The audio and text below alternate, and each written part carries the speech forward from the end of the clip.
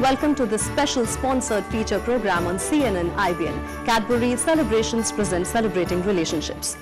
We are in the thick of the festive season, and this is that time of the year when friends and families get together in the spirit of love and celebrate relationships.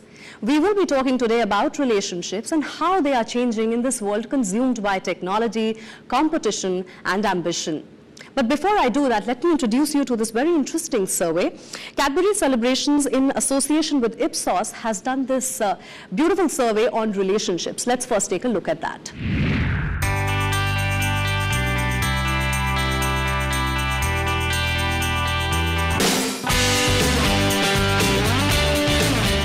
The slight chill of autumn, the charming faces, and the well-decked aura signifies the spirit of festivals and revelry. The arrival of the season of lights and carnival. In short, the onset of Diwali.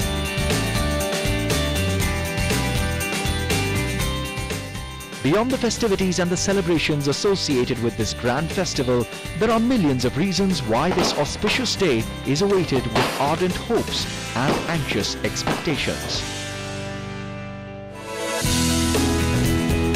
For Diwali is the season to pay a visit to friends and family, a chance to distribute sweets and presents, to share joy and be merry.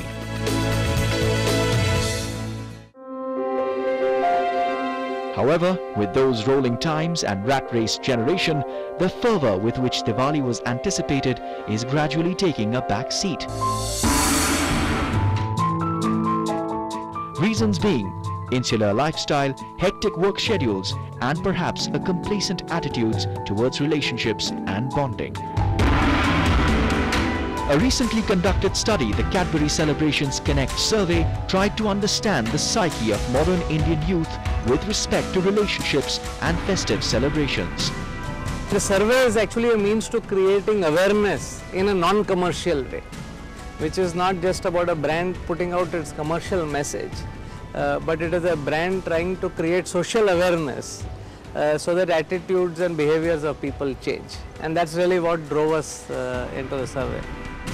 The survey found that society is becoming more individualistic and Indians longing for greater bonding.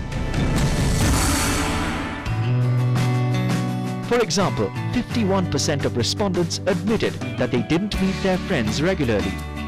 67% said they had lost touch with friends, and 57% admitted they were losing touch with their emotional side.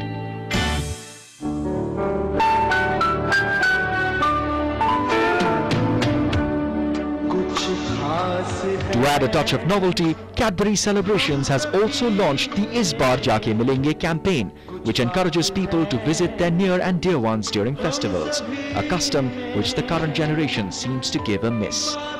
It's time to get together and revel in the spirit of the season.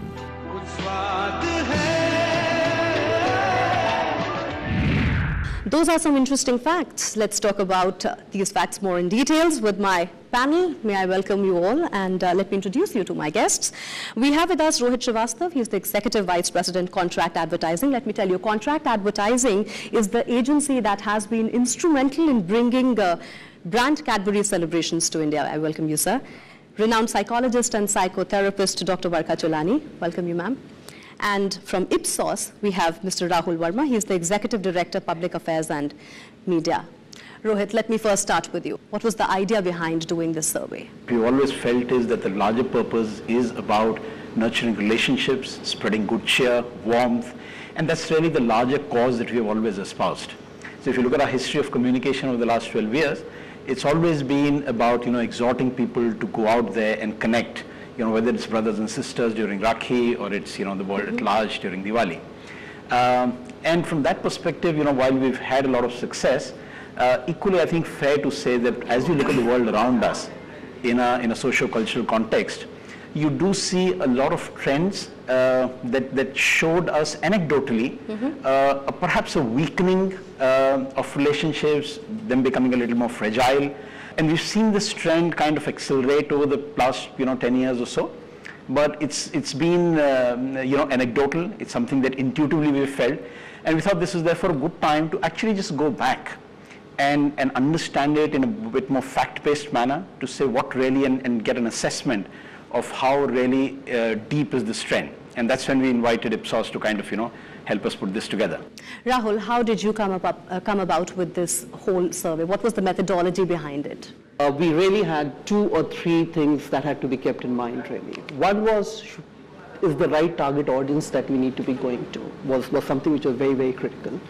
Second aspect was really, the geography that we had to go to needed it to be such that was representative of the festive season that we are currently talking about, and hence we said, north and west zone are the kind of zones that we should be visiting at this juncture. India never and does not just live in the metros, and hence it was important for us to also go to the tier 1 towns. So we had equal representation of males, females across distinct age groups. Let me talk first about workplace, because that has sort of become very important for everyone. It's disturbing. On an average, 8 to 10 hours one spends at work, and 51% of the urban working respondents are saying that they don't know their colleagues personally. They send emails, they interact regularly, but on a personal front, they don't seem to know them. How would you read this, Doctor?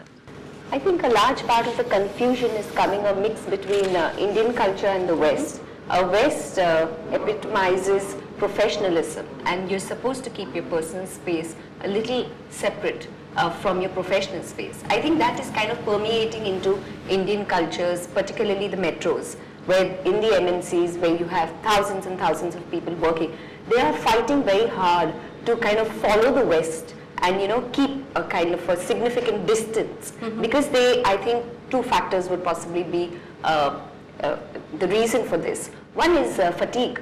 I think a lot of us are working too long hours, and I don't know if we are really working, but we are spending a lot of time outside home. And just because you're out of the house for 12, 14 hours does not necessitate that you're productive, but well, it has its effect in terms of physical health. And the second, I think, is emotionally, we are a little scared. I think we're scared, we are not ready to invest in relationship because of fear of rejection and fear of the emotional pain that may come about if those relationships don't hold good for a long run. So I think we are tentative. So fatigue, because we don't have the physical stamina or the energy, and emotionally we are too fragile. We don't want to take the risk of going out to a colleague, to an associate, and kind of delving slightly deeper into their lives. So we have very superficial acquaintanceships, and this is permeating in organizations where I just know you as, say, Mugdha, but I don't know anything more about Mugdha. Rahul, how do you read this? Even though we see that the lines between the professional and social circles are sort of blurring, but there still seems to be an inhibition. Whether it is competition, whether it is seniority, or you could be somebody at the junior level, there is that distance that is created at the professional workplace. How do you read that? And does the survey say anything particular about that? Yeah, it does. Only 20% of the people in the survey actually said that they know their colleagues at a social level, really. And that's quite a big issue that really comes in over here. And you're absolutely right. The moment I enter, I enter with an open arm. I'm welcomed with an open arm. But because of hierarchy, because of peer pressure, because of competition, because of Western culture, very rightly put, I think so what's happening is the distance is going on, and it's only left at a 20% at the end of the day as far as the social interaction is concerned. Let's move on from workplace and talk about neighbors. This is one bit I find very disturbing. And Rohit, perhaps I could ask you about this. The survey says that we know of our neighbors, but we really don't get time to interact with them.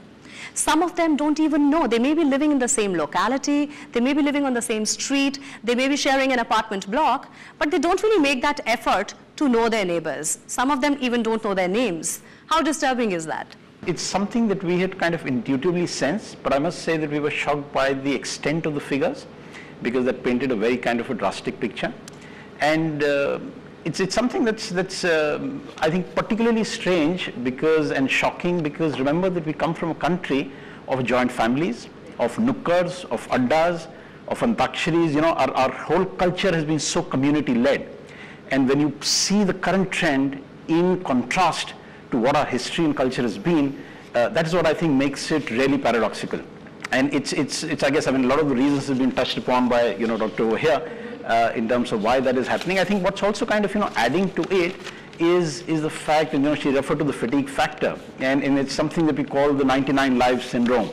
That it's in a life, you're wanting to read up, you have to party hard, you have to work hard, you have to blog, you have to write, you have to update your, and there are only 24 hours in a day.